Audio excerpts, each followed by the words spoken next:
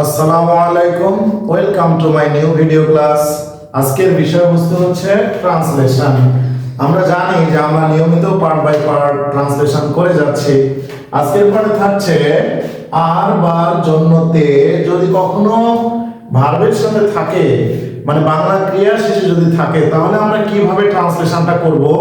আজকের পার্টে আমরা এই বিষয় নিয়ে আলোচনা করব। তো ক্লাস শুরু করার আগে please subscribe my channel and follow my Facebook page. আর লাইক কমেন্ট শেয়ার তো অবশ্যই করবে। আচ্ছা, দেখো আর বার জন্যতে 2 প্লাস V1।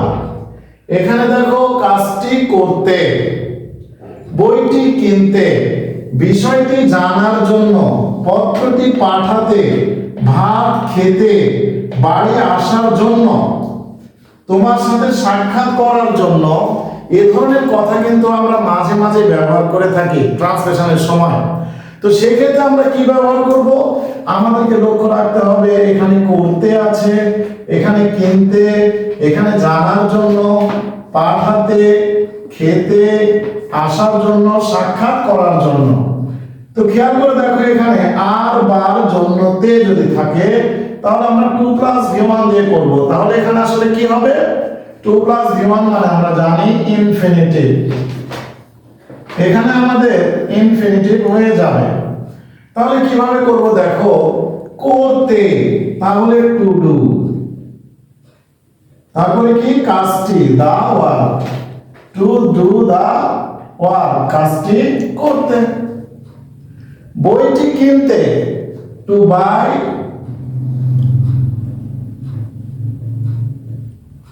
দা বুক, বইটি কিনতে। এরপরে দেখো বিষয়টি জানার জন্য, টু নো দা ম্যাটার।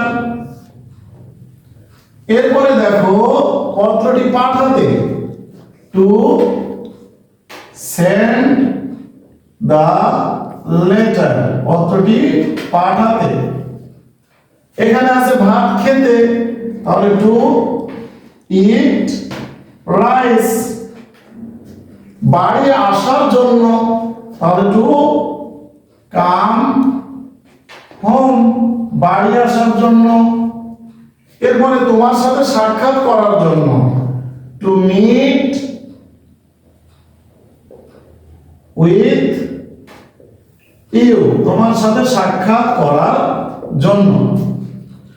ঠিক আছে, তাহলে এখানে কিন্তু আমরা কয়েকটি ফ্রেজ শিখে ফেললাম যে টু দিয়ে V1 দিলে করার জন্য বা করতে, যেতে, খেতে এগুলো প্রকাশ পায়। আমরা এইগুলো কিভাবে ফুল সেন্টেন্সে করতে হবে সে বিষয়ে আমরা 5টি সেন্টেন্স প্র্যাকটিস করব।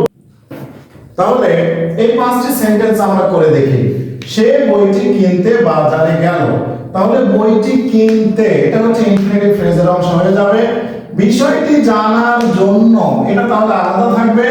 সাঁতার কাটতে আলাদা থাকবে।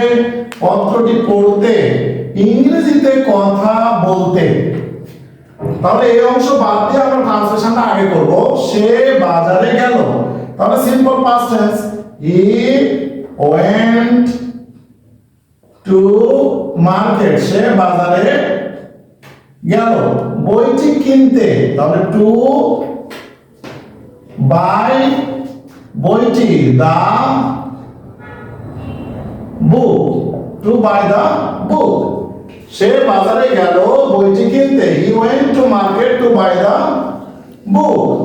তারা বিষয়টি জানার জন্য বইটি পড়বে, তাহলে তারা বইটি পড়বে simple future tense, they will read the book, তারা বইটি পড়বে। বিষয়টি জানার জন্য, টু নো দা ম্যাটার। এরপরে আসছে রাসেল সাঁতার কাটতে নদীতে গেল, রাসেল সাঁতার কাটতে নদীতে গেল। রাসেল নদীতে গেল, ওয়েন্ট টু দা রিভার, কি সাঁতার কাটতে। টু সুইম, সাঁতার কাটতে নদীতে গেল। সে পত্রটি পড়তে চাইল, তাহলে হি ওয়ান্টেড, সে চাইল পত্রটি পড়তে, টু রিড দা লেটার। এরপরে লাস্ট ওয়ানে কামাল ইংরেজিতে কথা বলতে শিখবে, কামাল শিখবে, কামাল উইল লার্ন, কামাল শিখবে। মনে রাখবে নো লার্ন এগুলো পরে শুধু টু আসবে না, হাউ টু হয়, হাউ টু স্পিক, ইংলিশ দিলেও হবে, ইন ইংলিশ দিলেও এখানে হবে। আশা করি তোমরা এই ট্রান্সলেশন থেকে আর বার জন্যতে কিভাবে আলাদা ট্রান্সলেশন করতে হয় এটা বুঝতে পেরেছো। ঠিক আছে, এরকম আরো ভিডিও পাওয়ার জন্য please subscribe my channel and follow my Facebook page. Today up to this, thank you all.